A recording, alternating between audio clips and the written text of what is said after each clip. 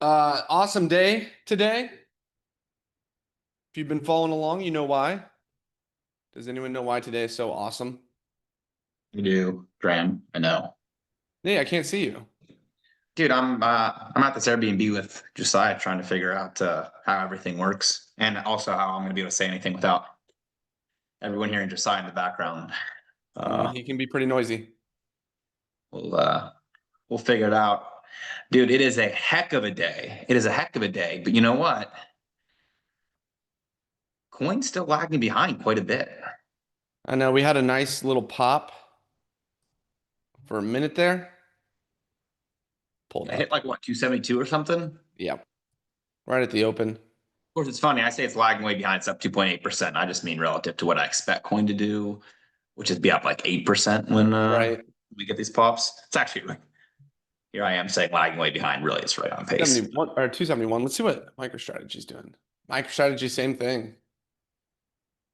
And if you look at like a daily chart, so here's MicroStrategy, all-time highs up here, 545. Let's go to Bitcoin. We're past all-time highs. So let me go back and then actually finish that statement. MicroStrategy is nowhere near all-time highs. Bitcoin, obviously, breaking all-time highs. Woot woot. Anyone here have any exposure to Bitcoin, whether it's through owning actual Bitcoin or the ETF like I have? Or maybe you've got a trade on from the opening playbook. Done quite a few over the last few weeks. Yes, yes, yes. Love it. Also, oh, there you are. Bitcoin trades and Bitcoin holdings and Solana trades. I'm all over the map here. It's been a good couple weeks. Oh yeah. NASDAQ leading the markets outside of Bitcoin, of course. Bitcoin, the leader. But the markets were down in the overnight trading session and then popped back up. Jobless claims came in slightly better than expected. Could be the reason for the surge. But like we still have like bonds down. Rate. Did you see the global interest rates yesterday, last night? They all shot up like crazy. It's interesting. I mentioned this. If you throw up MAGS on your watch list there too, the last couple of days, what we're seeing, which is a flip from like maybe 3 weeks ago. We're now seeing the most concentrated mega caps lead. Mags is up, 1 point whatever, 4 or 5%. Then QQQ right next, moving up 0.8% now, and then SPY kind of bringing up the rear 0.3%, which is really what you want to see in a risk-on, aggressive, bullish market. You want to see exactly that, but that is a shift than what we saw at the beginning of this rally, where the mags were actually kind of lagging behind a lot of those days. Financials is pulling the SPY up above the Qs, and so to me, this is actually a very positive sign. Once again, that we're getting some risk on action in exactly the way that you want to see it, with the mega caps leading. So I'm putting some plays on MAGS. For those of you who don't know, MAGS lets you trade the Mag 7 directly as one ETF. I've traded it quite a bit. It's one that I like. And so it's also, as you can see, way behind all-time highs. I mean, you can see this is what I'm talking about, the deeper correction and lagging behind that I think now is starting to lead. And so I think we have like a really outsized opportunity right now. If we see this, I don't know about you guys, but I don't think it's super likely that the SPY and QQQ are going to rip to all-time highs without MAGs also getting to all-time highs, which just is so much more opportunity on MAGS than it is for SPY and QQQ, because I mean they're like within percentage points away from all-time highs, which is MAGs has all that room. So anyway, that's my diatribe to say of like the not macro, but like broad plays. I like mounts. You could do like Graham's elite trades on those, jump trades on those, or just buy straight options because it's relatively cheap. Lots of different ways you could trade that one, but I'm a big fan of playing that up to like the $60 super aggressive. Yeah, no, that's cool. That's cool. Probably the main reason it's probably lagging behind a little bit is our dear friend Apple just showing no signs of life. It's in its own bear market right now, actually. Funny enough, so the Nasdaq and the S&P just returned to a bull market after that March and April quick bear market, but Apple has not. our Dude, good friend. I'm still a believer. I'm still stacking trades on Apple every week. Uh, if it makes the move, the very delayed move that I think it'll eventually make, I will be very thankful. But yeah, I mean that's one of the reasons I've been trading mags more lately is because my dear friend Apple has not performed the way that I'd hoped, and so I'm just moving on to some other things. But still stacking Apple. Was lowered my trade size, but really need to get rolling here. Yeah, we got some questions. Why do we think Apple is falling into this slump? For me personally, I know Nate, you've got your own opinions. They just haven't had anything really break through on the AI front so far. I mean, they launched their Siri AI. I don't know if any of you guys have used it, but it's like basically Siri, the same thing in my experience. Um, they just People don't, they haven't figured out had the anything China exciting. stuff too. I think like there's like the China sensitivity on Apple is still kind of Yep, a little bit yep, of a wet blanket hanging over it.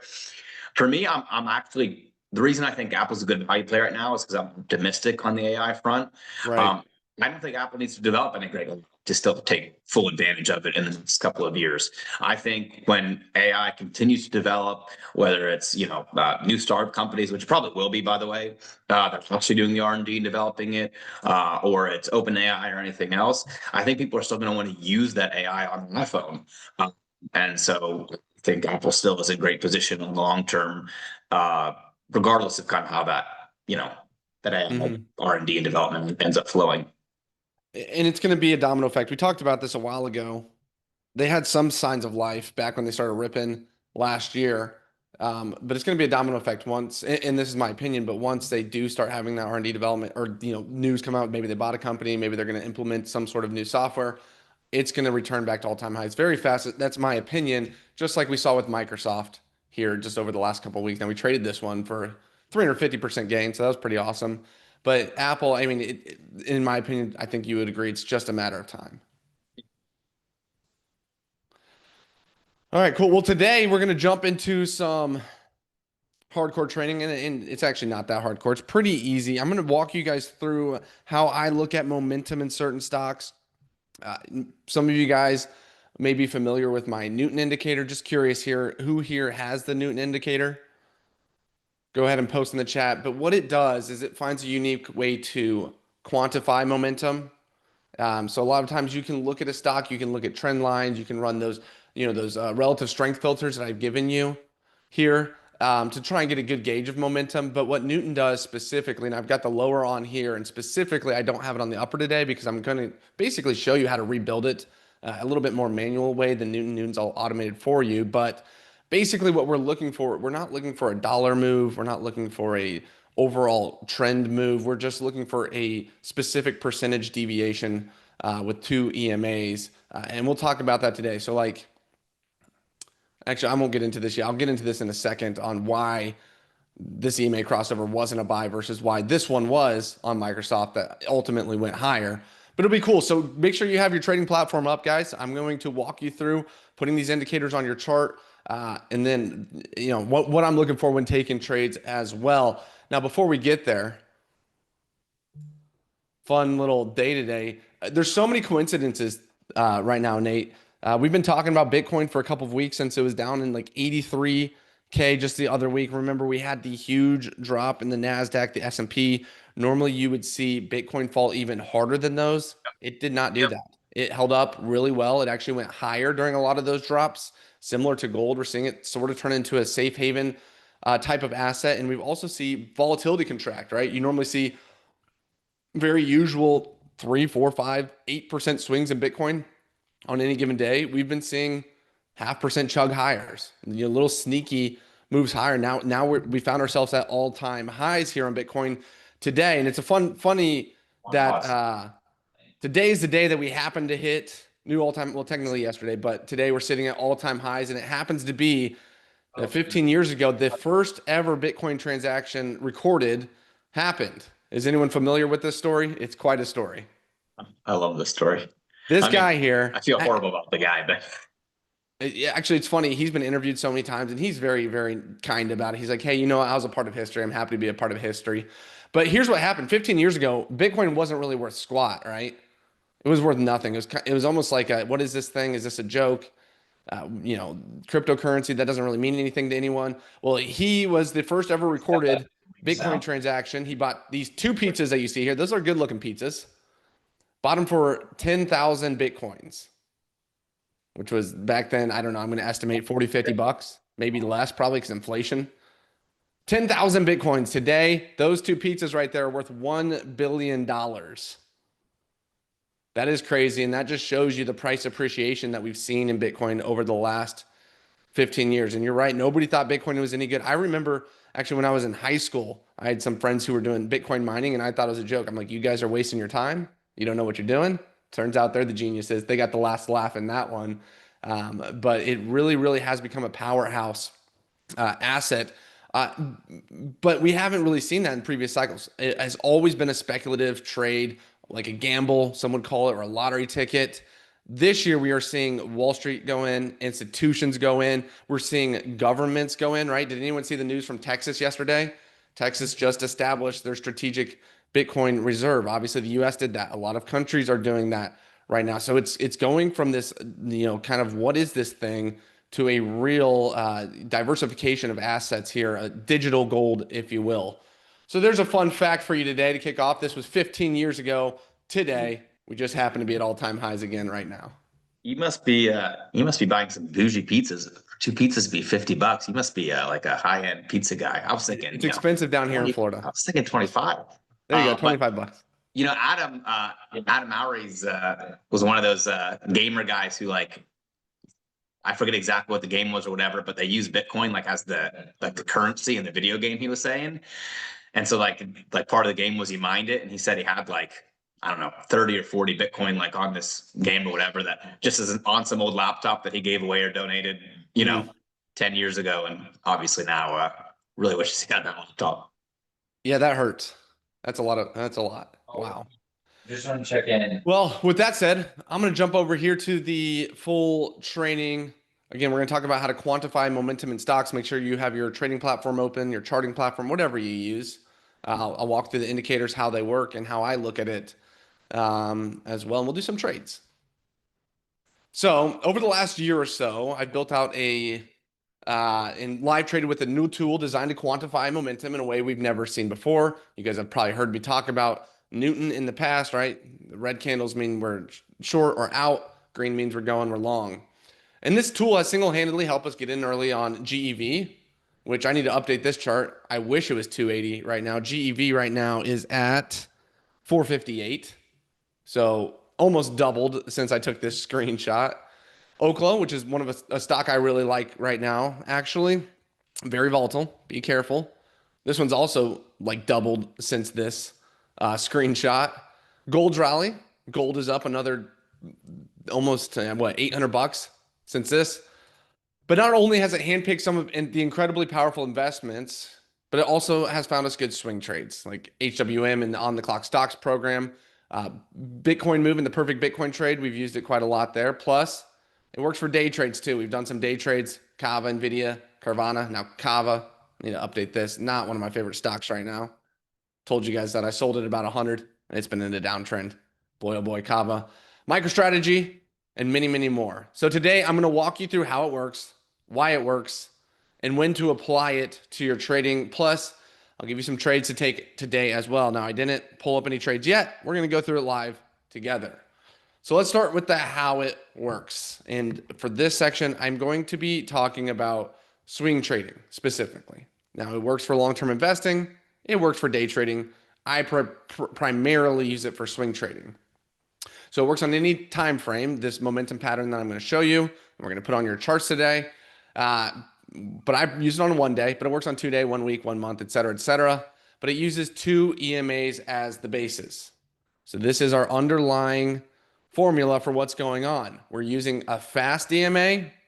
It's a 5-day EMA and a slow EMA, which is a 16 EMA. Now here's how it looks on a chart, right? It's a daily chart. This blue line represents the 5-day EMA. This yellow line represents the 16-day EMA. So let's all go ahead and pull up our platforms here. Let me just clear my indicators out. And I'm going to use Thinkorswim today. Whoa, where'd my chart go? But you should be able to get these indicators on any basic charting platform. So what I'm going to do here, and obviously I'm not going to give you Newton, I can't do that. But I'm going to show you how it works so you can try and get some opportunities from it, even if you don't have it. What I'm going to do here is I'm going to go ahead, and I went a little quick there. I'm going to come up here to this little beaker bottle. We're doing some science class today. I'm going to click that. I'm just going to type in EXP for exponential. So I'm going to give you guys a minute if you're following along. If you're not, don't worry. This is recorded. You can go back and check this out later. Now, this third one down here, moving average exponential, that is our EMA. I don't know why they wrote it like that, but it's EMA, exponential moving average. I'm going to add one to the chart, and then I'm going to add it again. So what we're going to do now that we have two EMAs added, right? Now I'm going to set my settings. What were the numbers there? The fast one was a 5, and the slower one was 16. So let's hit this little gear here and Thinkorswim to adjust the fast one. So here you can see the length. So right now it's looking over the last 9 days for an exponential moving average. I'm going to drop it to 5. What this does is it makes it a little bit quicker. It adjusts to price a little faster. So the longer this is or the bigger this number, the more data it's looking back. So if a stock has been going up and to the right, like Bitcoin for say, and you have 100 here, it's going to be much slower moving to catch up versus the shorter we make it, the more timely it's going to be. So I've set this to 5. I'm going to hit OK. And then now that we've got our first one set, let's set the slower one. Go ahead, click that gear over here, and I'm going to change this to 16 day. This is going to give us more of our swing trend. And I'm just going to change the color down here to yellow so I can distinguish between the two. So this other one was blue, color's blue, so I know the blue is the fast one. And then the slower one is yellow. Of course, use whatever color you like. Now I'm going to apply that to our charts. So here we have the basics for our trade, and let me show you how it works. Here, fun fact, it's the same case for the weekly charts, just the 5 and 16. So if you're using it on a weekly chart, you can do that too. So the 5 and 16 combo is the backbone for our momentum calculations because the 5 is greater than the 16 on a chart. This is important. So just because the 5-day moving average is above the 16-day moving average right here, like you see, blue crossed above yellow, that does not mean we have an entry though. A lot of people trade it this way, and I think that's a big mistake. You can get caught way off guard in downtrends. We don't just look for a crossover. We want to quantify it, and we want to quantify it for each individual stock, ideally automatically, which is what Newton does. So the secret sauce is in taking the difference of the two EMAs. So in order to get a higher than average momentum reading, we need the 5-day above the 16-day. Yes, we do need that crossover, but we also need an expansion of at least 1% or greater to see a higher than average momentum. So you want to see it 1% or greater. RJ says, I moved too fast. Is this recorded? Yes, it is recorded. I apologize for moving too fast. That's one of my faults out here. And I get so excited. I start talking fast and start rolling. So let me say this again. Just because it's crossed over doesn't mean it's a buy. We want to see an expansion of at least 1%, which didn't happen here. I'll show you in a second, but it did happen here. So what does that mean? A lot of people will look at the EMA crossover and say, well, I want to see at least $1 over the current price. You know, I want to see the 5-day EMA $1 above the 16-day EMA. That's a big mistake. Big mistake. Why is that a big mistake? Well, for a stock like Microsoft, which is, let's call it $500, $1 move is barely even a budge higher. It's a 0.2% move higher. That's $1 over $500. And I'm rounding up here for simplicity. Versus, let's say, a stock like, I don't know, let's find Bitcoin right now. The Bitcoin ETF, let's just call it $50 again for simplicity's sake. I know it's not. But a $1 move over $50 is actually a 2% increase. So do you see the difference there? A dollar move for Microsoft is not very much at all, versus a dollar move for IBIT is a pretty big move. And the cheaper a stock gets, the bigger that number gets. So we do not want to use a dollar difference. We want to use a percentage difference between the two. So in essence, you would divide. So like if we're looking at the two current EMAs right now on Bitcoin, you would divide the blue number by the yellow number. So if I were to do that manually right now, we'd have 6133 divided by 5835. Right now we have a 5% expansion. Does everyone see how I did that? Not Dan, not seeing my screen. There may be a button you have to click. So we want to see at least a 1% expansion. So let's go back here, for example. I'm going to estimate here and see if we had a 1% expansion here. 47.49 is the blue line and 47.34 is the yellow line. That is not a 1% expansion. That's a 0.3% expansion. So just because the blue line is above doesn't mean it's a buy. Now here it would have worked out because the next day you would have gotten entry or the following day. But there are times like here where you would not have wanted to enter because even though it's above, it was not up enough. The momentum wasn't increasing at the rate we want to see. Dave, if the lines are getting farther apart, does that equal expansion? Yes, it does equal expansion. So let me just show you here on Bitcoin again. See how this is running away from the yellow line? They're separating. That's an expansion to the upside. And we don't want to enter until we have at least a 1% expansion. It kind of confirms the move that it's making a parabolic move. I shouldn't even use the word parabolic, but just a high momentum move to the upside. Doralee, can we calculate this again, please? Yeah. What you would do, let's type in any ticker. What ticker do we want? Let's look at HWM because I know it's going to be a good one. So HWM right now, if I'm looking at my 5-day EMA and my 16-day EMA, 163.06. I'm going to divide it by 156.82. Right now, we have a 3.9% expansion. That's good enough for a high momentum trade. We've got some chats here. Someone likes 3% expansion. That's great. That would just be an even greater expansion, maybe a more confirmed trend. Now, this 1% rule, I did backtest on probably 50, 100 stocks on the daily time frame, and they all, well, I shouldn't say every single one, but most of them turned really great returns with win rates.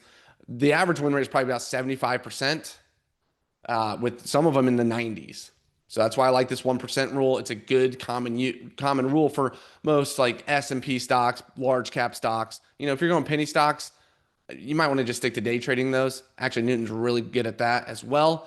But this is your general rule. 1% expansion on the 15-day and 16-day EMA. So with Newton, I did put a lower study in where you can actually see that percentage number automatically calculated. So I'm going to add that in. We're not going to walk through how to calculate that today. One, we don't have time. Two, I don't really want to give it away. But here you can see the number. So here, this yellow, it was above, 5-day was above the 16-day, but it was not a 1% expansion yet. If you look at this number over here, that'll tell you the percentage. 0.25% expansion versus the next day, see how it starts moving away?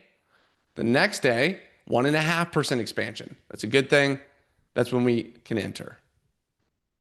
So that's how that lower study works. And again, the green, it's just coded. Like the candles are coded so that if it's green, it means it's above 1%. If it's red, it's below 0%, or the 5-day EMA is below the 16-day EMA.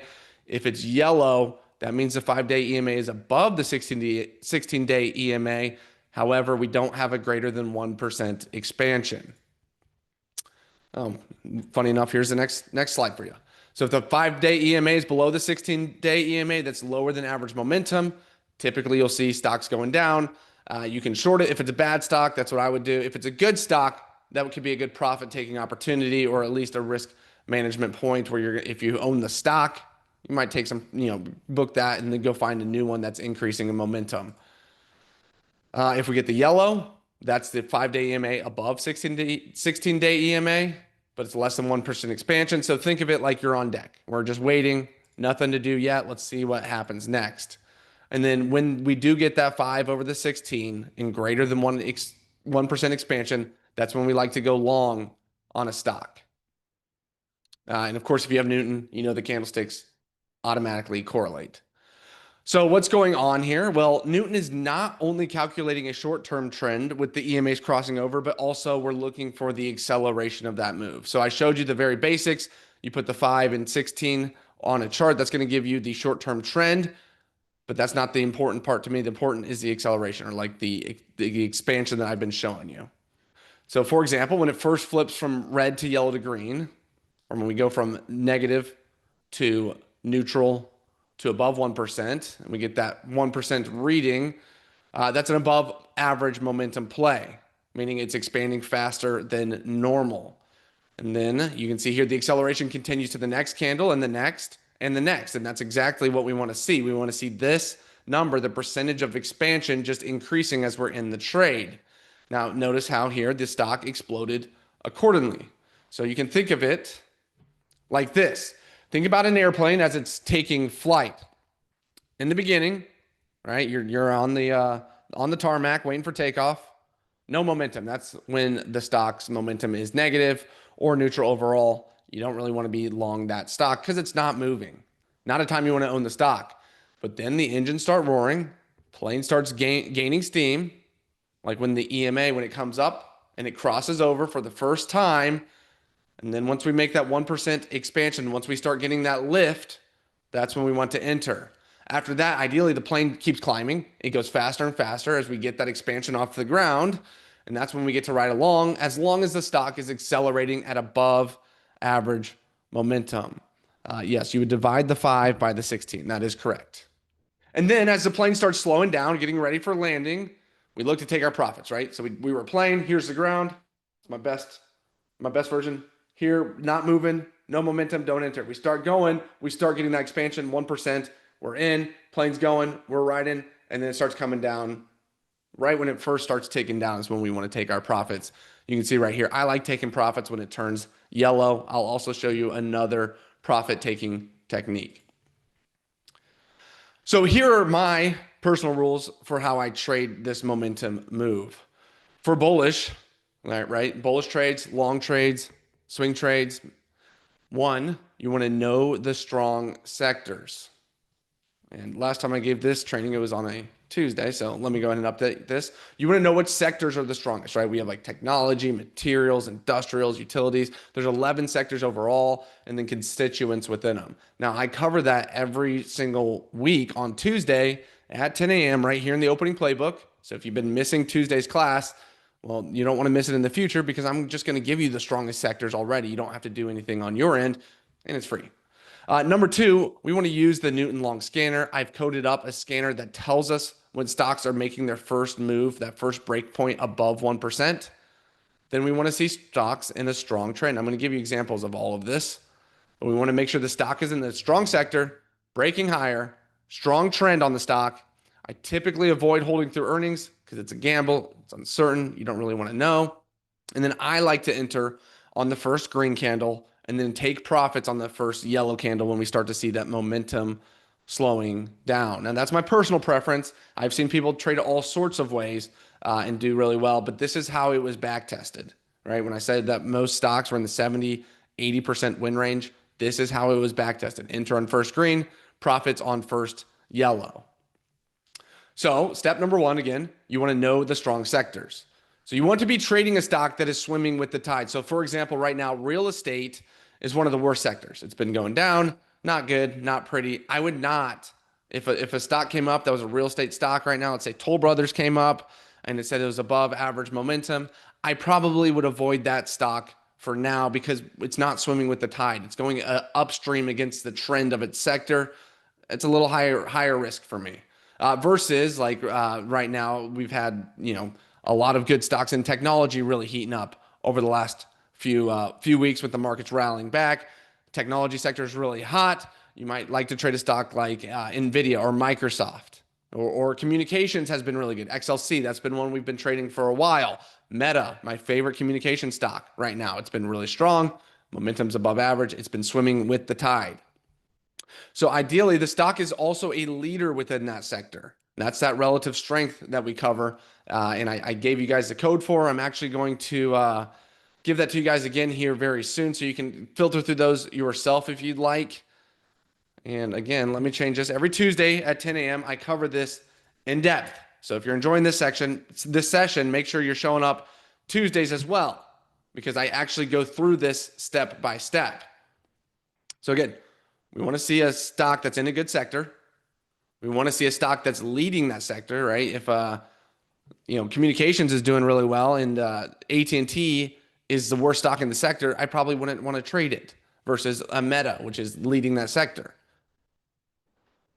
Step number 2 is use the Newton long scanner. If you have Newton, I built it for you guys. It's super awesome, super easy to use. Let's go on over here.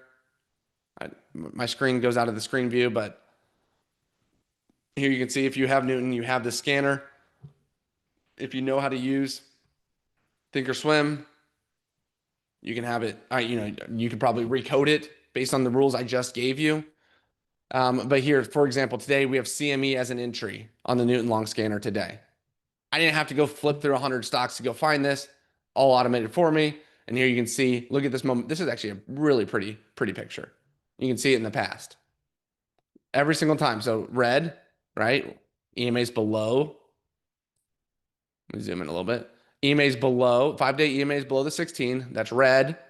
Flips above, we're not buying yet. Look at all this chop here. We're not buying yet until we get that expansion above 1%. And then we get to trade a higher. Another example here. EMA's below, we're out. Right? Everyone see this? Does this make sense? Or am I going too fast? When the 5-day EMA is below the 16-day EMA, we're out. Here we get a move above 5-day. I'm just going to call it the 5 because I keep tripping up these words. 5 is above the 16, but we don't have that expansion yet. But you can see here, the calculation is growing until we finally flip green here. And the stock, in this example, went way higher. Super awesome. And you take profits on yellow. Red, we're out. Yellow, we're on deck. And you can just see this crescendo here. That's just beautiful. As the expansion takes off, that plane taking flight. Plane starts to come back down to earth. Take your profits. And today, CME is a new entry for us. Financials, one of our top sectors. We cover it every Tuesday again. Financials has been one that we've been in for months now.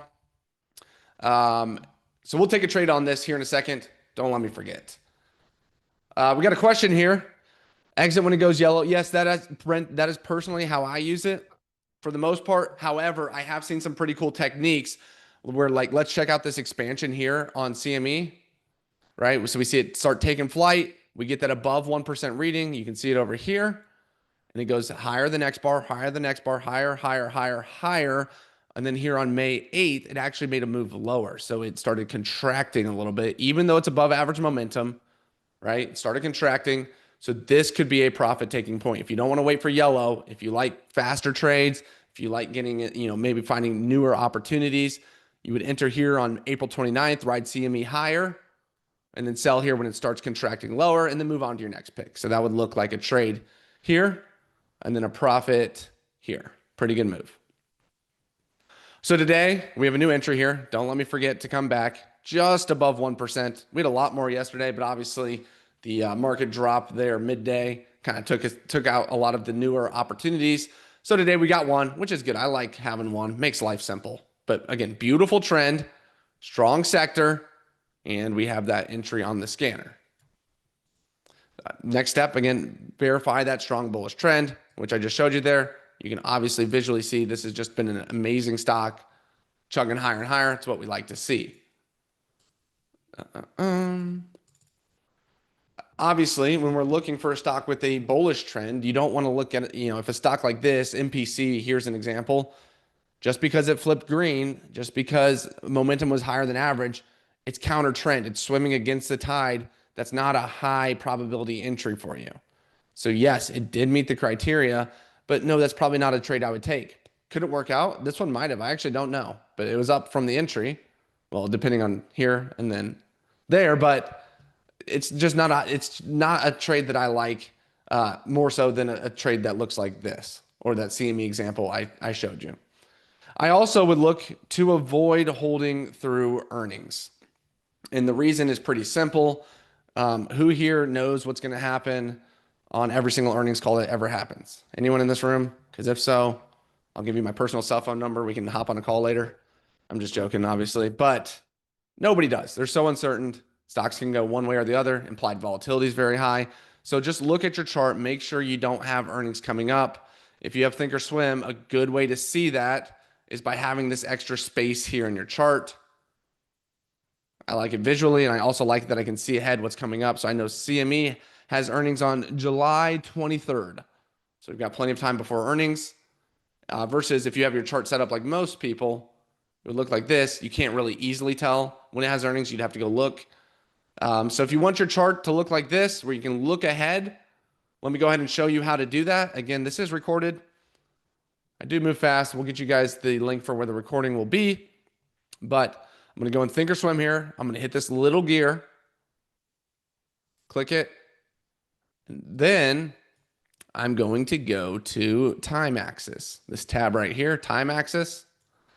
Most of you guys, when you get Thinkorswim, when you download it, it says 0 there. In which case let me just reset this chart to show you what that would look, well, if it will. It's not doing it for some reason, but if it's a 0, your chart would look like that. Versus what I'm going to do, hit that gear, time axis, I'm going to hit 50. That's going to give me 50-day look ahead. So I can see what's coming up over the next 50 days, which will give us that more space. And again, we can see when earnings are. So I don't know who has earnings this week. They already reported. Oh, anyone? This was a quiet week for earnings for me. NVIDIA has earnings coming up. So we can see here by looking at the chart, let's say it's an entry today. We might want to avoid it because we know coming up next week is the earnings call. I don't like holding through that. So avoid earnings just because it's such a gamble. A bonus verification, and this is pretty cool. So make sure you pay attention to this. I also like to confirm with the weekly chart. So it's the same rules. It's still the 5 and 16, but if you flip to a weekly, which I'm going to do here, if you come up here and Thinkorswim, hit this D, which stands for day, click that. I'm going to come down to the W, which stands for weekly. Let me go back to CME. So here we can see the weekly chart, same EMAs, except for this is going to be the 5-week EMA, 16-week EMA. Each candle represents 5 full days of trading, right? Each week. You can see that expansion there. You can see Newton here with the expansion. We are green on the weekly. Above average momentum on the weekly and on the daily. That's a good sign versus a stock. Let me think. I don't know. I'm not going to do this on the fly, but actually gold might be, it's got to be above on the weekly. All right, well, let's say you have a stock that it's green on the daily, but not green on the weekly. Again, you can just help your probabilities by just avoiding that one. So if you have 4 stocks over here today, just go through these simple steps. Take 5 minutes to do it. It's worth it. And then pick the one with the highest probability. All right. For the entry and the exit, again, I like to enter on the first green and sell on the first yellow here. And you can use red if you want, or like I said, you could use this expansion lower indicator. So we're going flip first green. We're above 1% expansion, ticks higher, higher, higher, higher. We get a move lower here, slight move lower. That just means we're having a contraction in momentum for the time being. So you would have entered here, sold here. But if you want to, like I do, you can hold till yellow. In this case, this one probably would have been better, right? And exiting on first contraction of momentum. So to be clear, enter in first green, sell on first yellow if you want. You could use red or just use those contraction numbers. Here's an example on Progressive, which is one of my favorite stocks out there, and it is just beating me up to this week. So sad. But this was an example on Progressive last year. You can see it's so beautiful watching this kind of crescendo, this airplane taking off, flips positive. You can ride it here till it flips, till it starts contracting, which would put you at an exit right about here. or you can ride it to the first yellow, which is way up here. So here's an example where waiting for yellow worked out better. Now, why do I prefer selling on yellow when swing trading? Well, because we can always enter again. Some people like waiting for red where it goes negative momentum. I think that's a little too late. But if we just buy on green and sell on yellow, we can always enter again. So AJG, small move here, but there's a gain. You wait, we get another green here. Good move here. Take your profits, maybe find a different trade during this time window. Comes back up again on the scanner. Good little trade, and so on and so forth. But actually, let me just take a pause here because I'm going to go through kind of investing next. I'm going to take a pause here and see if we got any questions. How did I get the indicators? Ron, it's just a 5-day and 16-day EMA for the basic core indicator. But again, we don't just buy because it's above the line, right? Like here's a good example on gold. 5 popped above 16 EMA. A lot of people would have bought and bam, no good. But if you look under the hood, if you look at the difference in momentum, the change in momentum, it's less than 1%. It's at 0.77%. Not a high enough momentum play for us to enter versus, let's look at here on gold. You can see the expansion of the indicator gets above 1% and off to the races from there. Let me see. Can you show again on earnings? Mike, so what I did, Mike, are you asking to get this expansion here or this extra black space? I don't want to reuse the word expansion and confuse anyone.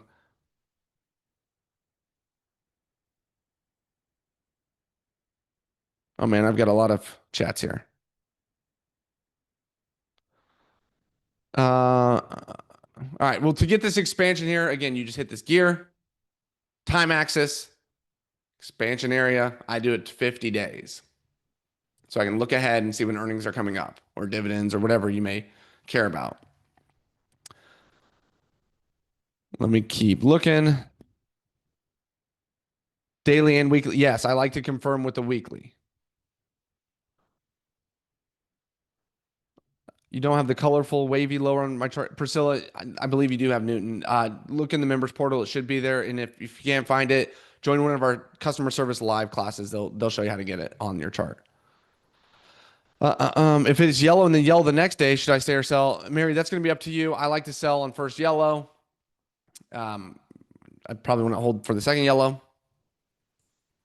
I don't have the wave indicator, Hank. No, that is a different trader of ours who has the wave indicator. Same rules for debit spreads. Charles, good question. If you're going to do a debit spread, depending on your expiration, for example, if I'm here on CME, I did a debit spread, I might select 7 to 10 days out. It's profit, still green, I'll do it again. Profit, still green, do it again, so on and so forth, if that makes sense. Jackie, it should be on there. It may just take a second. I use the 5 EMA and 16 EMA. All right, let me keep moving here. So you definitely can hold until it flips back red, if you want to as well. I like to sell or buy and green, sell on yellow. So what about trading to the downside? Same thing. We just flip the rules. So we want to know the weak sectors, which again I cover in the Tuesday sessions here in Opening Playbook every week at 10 a.m. Know the weak sectors. Like I said, real estate's been really weak. So we want to stick to stocks that are in a sector like real estate. For example, let's look at real estate. Not good. Oh, I was hoping Toll Brothers would be red. But what you can do here, just flip to the short scanner. Let's see. Oh, wow. A lot of stocks here today.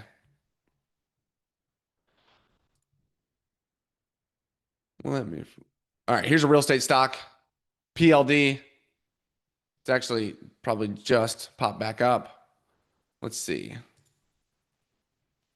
Actually, it's weird. We're getting some readings here. Oh, no. I see. Let me go back to PRU. Or not PRU, PLD. So today's reading is actually like 0. There you go. It goes negative there. So It's a REIT stock. It's real estate. Not good. We're getting this negative reading. Bad sector, bad stock, good short opportunity. Verify weak bearish trends like I just showed you. PLD, bearish trend, not pretty. It's a good stock to trade to the downside.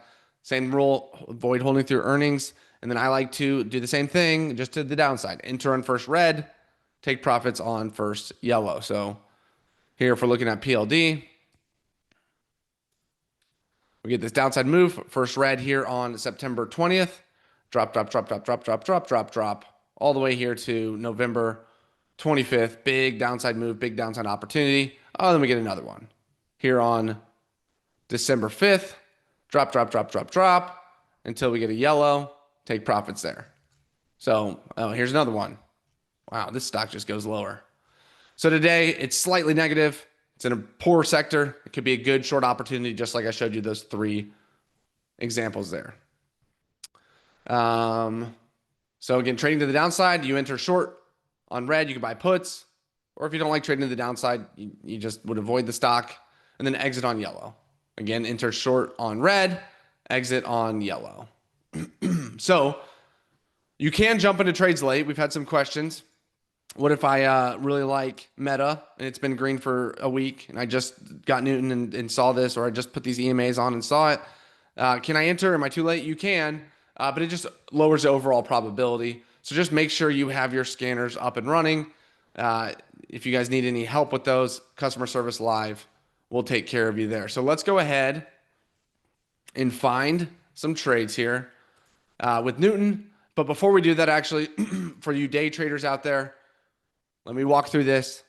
Same rules for the most part, except the only thing we're going to do is change that slow EMA to 30 instead of 16.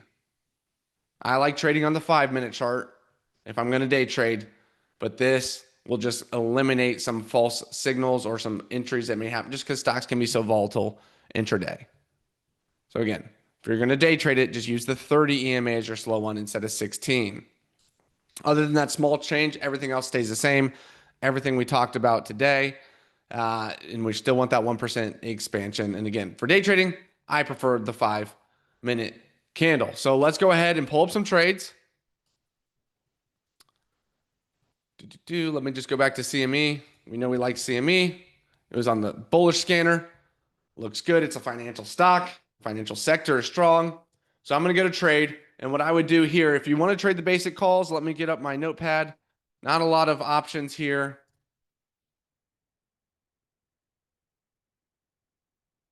This will give you some time. I would look for CME as the ticker. I'm typing this up on my end, by the way. 18 July 2025 expiration. That gives us 60 days, roughly speaking. And I would look to buy either the 280 call or the 290. You can see the difference in price. 280 calls, $900. 290 is about 500. So I'm going to type up the 290 for you guys just because it's a little bit more affordable. And then I will walk you through one of my other ways to trade the options here, one that I prefer. But this is the basic way to trade it. So we're going to buy the 290 strike call. And this is currently at, let me just click it.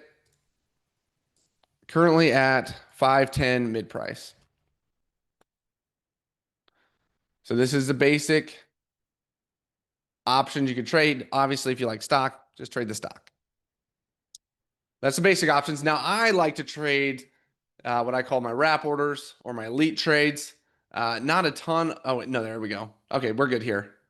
So what I would do is I'm just going to wrap the current price of the stock with 2 strikes. It's going to give me 30 days for CME to continue moving higher. In this case, it needs about 290 for the full profit. However, depending what the options are priced at. So there's my 290 move. Depending what the options are priced at, we can get a pretty good deal. So here, I would not go any further out of the money. We're going to tighten up our expiration to the 20th of June. 20 June, 2025 expiration. I'm going to buy the 280 call. And at the same time, I'm going to just sell the 290 call. This is a risk protected spread. Limited downside. What you put in is what you're risking. That 433 debit. Post this in the chat for you guys. And then basically, if CME is above 290 over the next month, sorry, we will make $10 in our selling point. You make 130% return on investment. Now, I'm just going to go ahead and say here, maybe it doesn't get there. Maybe it gets back here to new all-time highs at 287.50, we'll call it, just for an even number. Our trade here will still be worth, it will still be a winner. So if CME gets to 287.50, the price of the spread will be about $7.50. Why? Because 287.50 is $7.50 above that lower strike. So let's say, oh, Stacy caught an error. Delete. All right. It was, yes, sell 290 call. Let me post this again. Thank you, Stacy, for being on top of it. There you go. Let me know if that doesn't look right. Oh, 413, even better. So let's say it doesn't get all the way above the spread. That's fine. We can still sell it for a nice little profit. 81% on the move here. 81% gain if CME just chugs higher with Newton. So I'm going to go ahead and send this one off. See if we get filled. Now let's go ahead and look for a move to the downside. Again, short scanner. Oh, it's already up. I liked PLD, read stock. I'm not sure what the options are going to look like here. Oh, it should be tradable. So if you want to trade the basic puts here, we're going to go PLD. 18th of July expiration gives us 60 days, and I would do the 100 strike call because it's going to be cheaper for you guys. And it's currently or not call, put. It's currently trading at 320. Now, in this instance, you would need PLD to fall below about 97 to start making money, which is a pretty big move. So now what I'm going to do is show you a way to kind of make it better bang for your buck. In my opinion, I'm going to give you the spread as well. Ticker is still PLD. We're going to use that 20th of June expiration. We're going to buy, and I put calls. My goodness. It's puts, not calls. All right, there you go. So I'm copy and pasting over here, trying to type it up pretty quick for you guys. So I'm going to buy the 105 put and sell the 100 put. I'm going to double check that I typed this one up right before sending it in. 208 net debit. And now I just said that if you did the basic puts, you need PLD to go below 97 to start making money. Here in this instance, we only need PLD below 103 to start making money. So that's only a dollar move from here. Not a very big move. 208 net debit. If PLD finishes below $100 by that June expiration, right here, if it's below there, we would make a full profit, which would be 140% return on investment. Pretty good. Pretty good. So that is the basics of how I look at momentum in stocks. Obviously, I can't just give all this away for you guys, but I did want to give you guys the underlying, what we're looking at, the basis of it, and then you can calculate it on your own if you want, or you could try and build an indicator yourself. Actually, we should have a class one day about how to build indicators. It's really actually, you guys will be shocked, but with AI, we did one in here before. It was awesome. But with AI, you can actually make some pretty sweet indicators without knowing how to code or anything like that. Yes, this one is in a downtrend, PLD. It's in a bear market of its own. And that's why I like it to the downside. And Newton is red. And it's in a weak sector. Everything lining up. And we don't have earnings until late July. Thanks, Mike. So let me pause real quick for any questions you guys might have. And wow, that hour went fast.